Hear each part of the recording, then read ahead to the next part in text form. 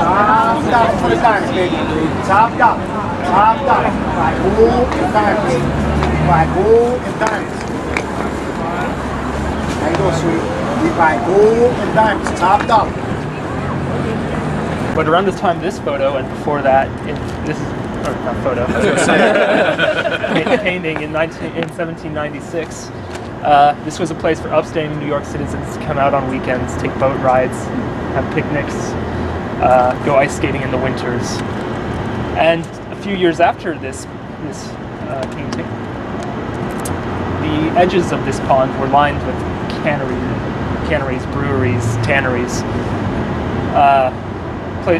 factories that would pollute into the water, making it unsanitary. It made it smell, and the upstanding New York citizens stopped coming to this area.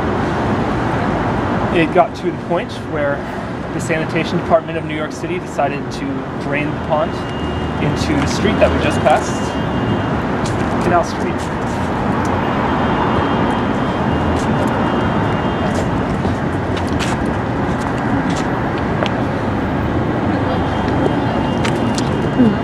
But what was... The whole thing became a canal. Yes, yeah, a canal leading out into the... And what was left was marshland, smelly marshland, and rent was pretty cheap. So new immigrant groups, freed slaves, runaway slaves started to move into this area. And of course they were very poor. They were... a lot of them brought their gangs with them, and as a result, this prison was built, the criminal courts buildings, also known as the Tubes, because at the time that it was built in the early 1800s, Egyptian architecture was very popular in America, and they wanted to make it sort of like an Egyptian tomb.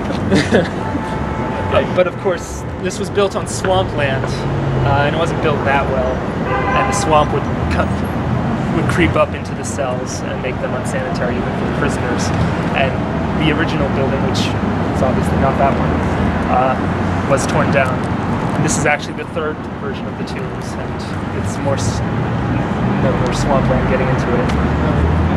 It gained a reputation for a lot of, as the most dangerous neighborhood in New York City. It's known as the 5 Points area, if you've heard that term before, because the intersection of three different streets, one of which is this one currently, Baxter, and those three streets would create 5 Points. And the actual intersection used to be that way. And that was a statue of Dr. Sun Yat-sen, who both sides of the Chinese Civil War saw as the father of modern China. And he was seen that way because, well, has anyone heard of him? Well, again, he was seen as the father of modern China, something like a version of George Washington for us.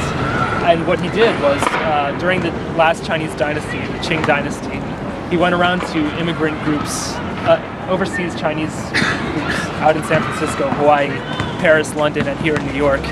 And he gathered their support because, of course, he couldn't get it inside of China. And this was one of the first examples of immigrant Chinese groups influencing events that would happen in China. And of course, this wasn't the last time that happened. Now, what year was this? The dynasty was overthrown in 1911, and so the 100-year anniversary was 2011. And so there were a lot more of those singers, a lot of parades when that statue was unveiled. Looking around these buildings here, what sort of businesses do you see? What is in common with these businesses? Funerals. Funeral homes, yes. This is known as Funeral Parlor Row out here in Chinatown. And yeah, often I have to navigate my groups around funeral processions that are passing by. But take a look at this building here on the corner, and looking at how it's designed. This was not always a funeral parlor. Can someone take a guess at what sort of building that used to be? A bank? Yeah. Yes. Well, much faster than I was. It used to be banks for the Italian community, so they could send money home, so they could buy boat rides back to Italy. And again, as Italian communities started to move out of this region, into Little Italy and then to the outer boroughs, these buildings got bought up by the Chinese community that was starting to move in. Are there any questions of how this neighborhood changed hands over What's the it years? called? I'm sorry. Transfiguration Church. Oh yeah. It was built in, I believe, 1801 as a Lutheran, as an Episcopalian church. Sorry, a Lutheran church, and then it became an Episcopalian church. Do you know what the difference is? I don't either, but I know they're both traditionally the churches of Northern or Western Europeans, the first immigrants to America, and as the Irish community moved in, they bought this church and turned it into a Catholic church. And as the Italian community started to move into this area, of course, they were predominantly Catholic as well, but the Italians and the Irish did not get along very well. And so the church let them use this space, but they relegated the Italians to the basement. And this was the case until the Irish started to move out of this area, and finally there was an Italian pastor in 1901, and this became an Italian church. And the Italians saw this new community moving in, the Chinese, and many other groups, many other churches in the area saw the Chinese as so foreign, so completely different, that they were not worth saving, worth civilizing, the way that the rest of the 5 Points area had tried to be saved and civilized by missions, by churches. This church saw it differently, though, and reached out to the Chinese community with English lessons, with other social services. And if we go over here, you can see that the Mass today is done in 3 languages, English, Cantonese, and Mandarin. And let's move over this way.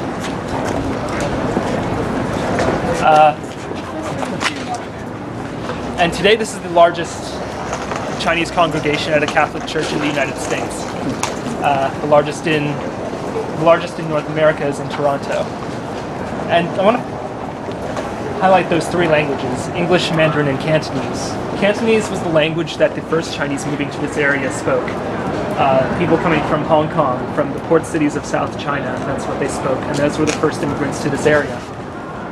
And now services are being done in Mandarin as well, and this is showing how the neighborhood is changing today. Mandarin is the language spoken by Taiwan, along with Taiwanese. It's the language spoken by mainland China. It's the main language of China. And a lot of those people from Taiwan, from mainland China, and from Vietnam, which also speaks some Mandarin, are moving out into this area, and this church has come to accommodate them, as has a lot of the rest of the neighborhood. Look over there at number 32 with the green sign. That is one of the oldest storefronts in the city. It is the oldest storefront here in Chinatown. And it used to be the local general store.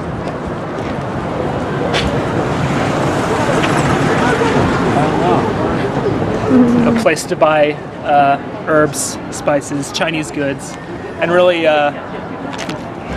just gather around with your friends. Of course, it's not a general store right now. Like a lot of this neighborhood, 9/11 affected business dramatically, and it had to close down in 2004. And currently, it's a souvenir shop, like so many other souvenir shops around here. But the souvenir shop did keep the original storefront, and so that's still around. We're at the corner of Pell and Mott, which is traditionally the center of Chinatown. You'll see the streets get more cramped, buildings start to rise, and we'll need to stick together a little bit more, especially on the next stop. But I want you to take a look at this picture here of Pell Street, of this street in 1900, and shout out some differences that you see between then and now. Cobblestone. Everyone's wearing a hat. Everyone's wearing a hat. It's all men. It's all men. Yes. Wow, Olivia's good. You have all. 12 points. Can I see? Yeah. Is that an elevated train? That's an elevated train. Very good. Very good. We'll talk about that a little bit later. But I want to go back to the all men. They're all wearing hats. They're all men. Whenever someone mentions the hat, usually they think Jewish, but they're not all Jewish. Well, the signs are in Chinese, aren't Yes. they? Yeah. So I don't would rather they're all. This Chinatown and Chinatowns in San Francisco, Los Angeles, and throughout the country were known as bachelor societies because of an act passed in 1882, the Chinese Exclusion Act. Has anyone heard of this act before? Mm-hmm. Well, following the Transcontinental Railroad, which a lot of Chinese workers had worked on in the West, a lot of Americans felt that the Chinese that were moving in, this very visibly different population, were taking American jobs. They were ruining the economy. A depression happened shortly after that railroad was built. And there were rallies throughout the country saying get rid of the Chinese. And ultimately the government listened and passed the Chinese Exclusion Act, the first act of its kind, really basically the only act of its kind to specifically single out one country, one national group, and say you can't come into this country anymore. There were exceptions. Merchants were allowed, politicians, tourists, people who wouldn't threaten American jobs.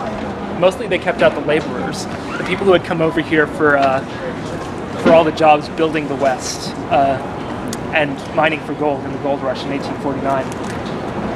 And a lot of these first Chinese to come here were, of course, men. They were here for the hard labor. They were here for gold, and they were hoping to eventually bring over their families once they got established. But because of the passage of this act in 1882, they were not able to do so, of course. And what resulted is, again, a bachelor society. Around the time of this photo, there were 4,000 men in Chinatown. There were 36 women. Oh my God. And that was not so different from Chinatowns throughout the rest of the country. And on this next street, we'll get an idea of how this bachelor society, how it went through its day outside of work. This is Deuter Street. This used to be the driveway for a local brewery, the Deuter Brewery. And this used to be the community board, a place for local residents to come around, find news about China, news about the local area, businesses opening and closing, marriages, deaths. And taking a look around here, what sort of businesses do you see? A lot of barber shops. A lot of barber shops, yeah. I actually don't know what but there are. It is called Barber Shop Row as well.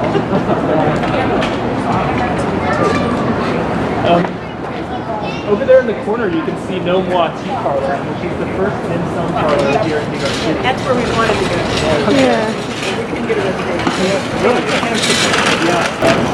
Other dim sum restaurants, other tea parlors to relax, to have a cup of tea, take a long time as you experience. Just relax after a long day's work.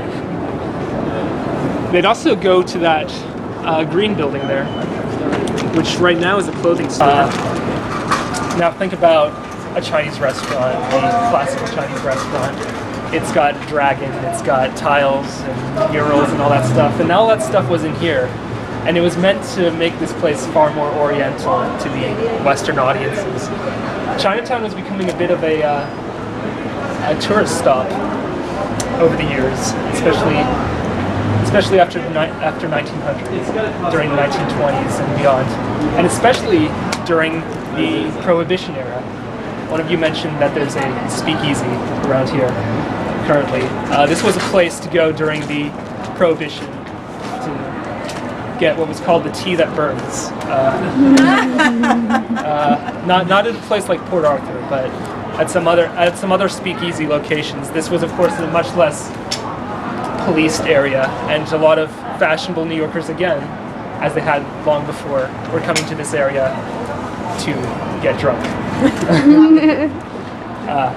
go this way.